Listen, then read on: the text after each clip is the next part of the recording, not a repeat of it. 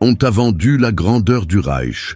Tu es Hans, 24 ans, soldat anonyme dans une caserne glaciale au cœur de l'Allemagne. L'amertume du café de poussière te colle encore au palais.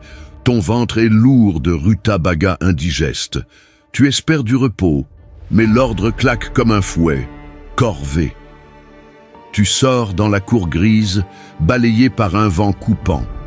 Le sol est déjà gelé, recouvert d'une pellicule de givre, mais on te tend un balai aux poils usés, tordus comme des griffes mortes. Autour de toi, des dizaines de silhouettes en uniforme répètent les mêmes gestes mécaniques. Pousser la poussière qui n'existe pas, transporter des caisses vides, frotter un sol qui brillait déjà. Tes doigts s'engourdissent sur le manche rugueux, tes pieds glissent sur les dalles humides.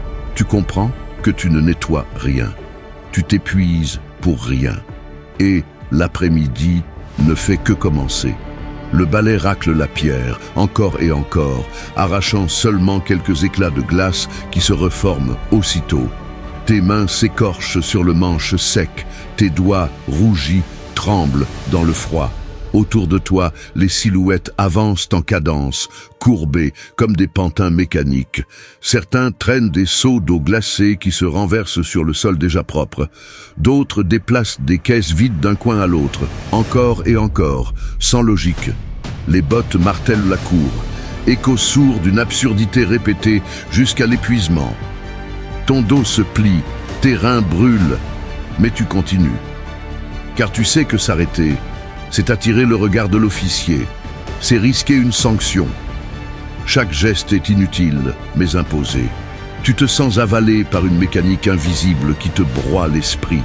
Et à force de balayer le vide, une vérité brutale s'impose. Ton dos hurle, tes doigts saignent, et pourtant la cour reste la même. Sale de fatigue, mais propre de poussière. Alors tu comprends. Ces corvées n'ont jamais eu pour but de nettoyer. Elles existent pour remplir le vide, briser les corps et étouffer les pensées. L'armée allemande en a fait un rituel, occuper chaque heure, chaque geste, pour que le soldat n'ait plus de place pour réfléchir. Balayer la neige inexistante, transporter des caisses vides, gratter des pierres propres, ce n'était pas une erreur, mais une méthode.